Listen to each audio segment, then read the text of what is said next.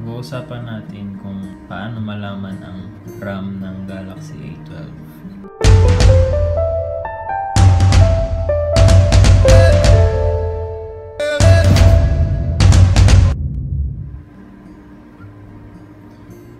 So para malaman ang RAM ng Galaxy A12, punta ka sa settings,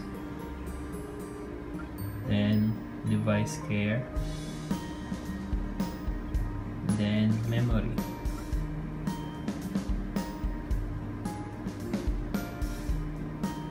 So yan, diyan mo malalaman.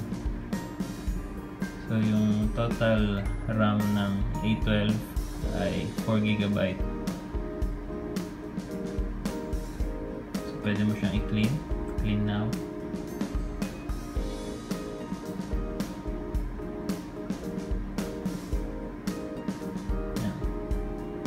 May 2.1GB available para mag-run ng mga application.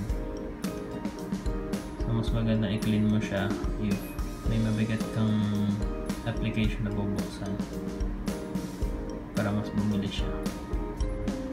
So yun lang.